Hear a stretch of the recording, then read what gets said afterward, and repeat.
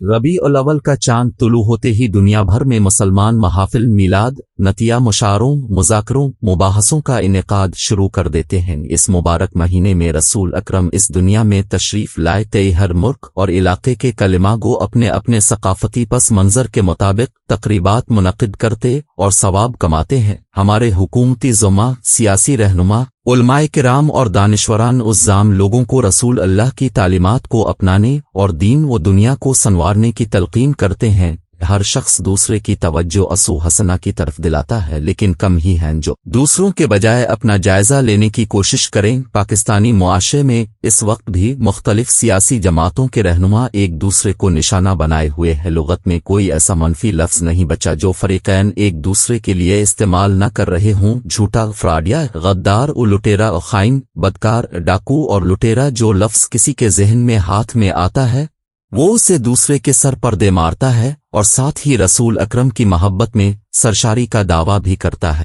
मदीने की रियासत का तज़किरा भी शिद्दत से होता है और पाकिस्तानी रियासत को इस कालिब में ढालने के इरादे भी बांधे जाते हैं। रसूल अल्लाह ने मुसलमानों को एक दूसरे के साथ कैसे पेश आने की तलकीन की ते, किस तरह बोहतान तराजी और तोहमत तराशी से रोका था, किस तरह एक मुसलमान को दूसरे का आईना करार दिया था, किस तरह एक मुसलमान को दूसरे की ताकत बन जाने की तलकीन की थी, वो किसी को याद नहीं है। जत्थे बनाए जा रहे हैं, उन्हें एक दूसरे के खिलाफ सफ आरा करने के ऐलानात हो रहे हैं। इसके साथ ही साथ सीरत के तज़किरे जारी हैं। रबी अल अव्वल के महीने से हुसूल बरकत की रट भी लगाई जा रही है। रसूल अकरम किस मुआशरे में मबूत हुए थे, उन्होंने इसे देखते ही देखते कैसे बदल डाला था, इस तरफ देखने की किसी को जरूरत है, ना फुर्सत। अपने आप को तब्दील करने की बात कोई नहीं कर रहा। जोर इस बात पर लगा हुआ है कि दूसरा अपने आप को बदल डाले। हर शख्स का मुंह दूसरे के गिरेबान में झांकने के लिए बेताब है। अपने गिरेबान में अपना मुंह डालने की जरूरत किसी को महसूस नहीं हो रहा। वही मंजर है जो मौलाना अल्ताफ हुसैन हाली ने बरसों पहले अपने मसदुस में खींचा था। चलन उनके जितने थे सब वहशियाना, हर एक लूट और मार में था यगाना। फिसादों में कटता था उनका जमाना,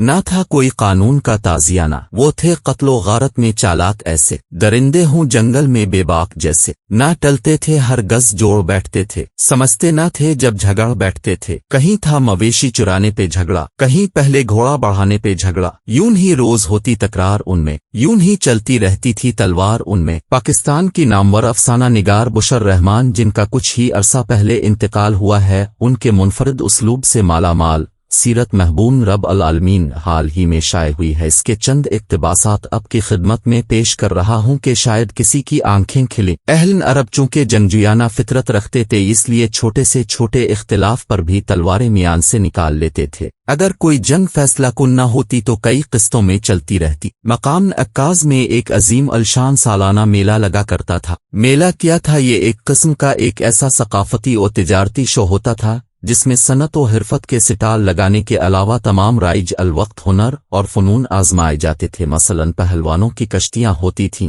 घड़ दौड़ होती, ऊंटों की दौड़ होती, फनून सिपागिरी और तलवारें चलाने के मुकाबले होती, मुशायरे होते, आवाज़े किस्से जाते, ज़बान दानी के मुजाहिरे आमने सामने होती, हार जीत के फैसलों पर नारे लगाए जाते और मुकाबिल पर ओछे वार किए जाते। कभी कभी इस किस्म के मनाजिर और मुकाबले निजाई बन जाते और एक किस्म की जंग छिड़ जाती। लड़ना झगड़ना छोटे छोटे इख्तिलाफात की जद में आकर आमने सामने जंग का समा पैदा कर देता। जरा सी ललकार को इना का मसला बना लेना अरब कबाइल का तर्ज जिंदगी बन गया था। इस तर्ज जिंदगी ने कई नस्लों की जिंदगियां दियों पर लगाकर तबाह कर दी थीं। इस वक्त भी झगड़े ही की एक सूरत पैदा हो गई जब काबातु अल्लाह में हुजरन असवद को नस्ब करने का मौका आया। मैं तो बरतरी कमतरी सबका पैमाना तफाखुर से लबालब भरा था और सब लोग ये अजीम अलशान कारकर्दगी यानी जन्नत से लाया हुआ पत्थर अपने अपने हाथों से द्वान कबा में चिन देना चाहते थे। इस बार मक्का में बारिशें बहुत हुई थीं। चूंकि खाना कबा निशेब में वाक़े था, इसलिए इसकी बुनियादों में पानी जमा हो जाने से इमारत को गजंद पहुंची थी। अहल कुरैश की किस्मत जागी, उन्होंने कबा की तामीर नौ का इरादा किया। बाकी कबाइल ने भी शरीक होना चाहा तो सबके जिम्मे काबातु अल्लाह के मुख्तलिफ हिस्सों की तामीर के अखराजात लगा दिए गए। 4 दिन यही झगड़ा चलता रहा कि कौन इस काबिल है कि हुजन अस्वद को उठाकर अपनी जगह पर लगा दे। अहल कुरैश में सबसे मुअम्मर शख्स अबू उमिया बन मुगीरा थे। 5वें दिन उन्होंने एक हल सोच लिया। तमाम कबाइल को इकट्ठा करके कहने लगे, इस कान खैर का फैसला अल्लाह पर छोड़ते हैं। कल जो शख्स सबसे पहले खाना कबा में दाखिल होगा इसको सालिस करार दे लेंगे और जो फैसला वो करेगा इसी पर अमल किया जाएगा। सब मुत्तफिक होकर घरों को चले गए। दूसरे दिन तमाम कबाइल के मुअज़्ज़िज़ीन मुन अंधेरे ही काबातु अल्लाह में जमा हो गए। उनमें से किसी को मालूम नहीं था कि खुद हुजन अस्वद किसका मुंतज़िर है और किसकी आट सुनने के लिए बेकरार है। सुबह सादिक के सुनहरी जलोहे के अंदर से एक नूर नमूदार हुआ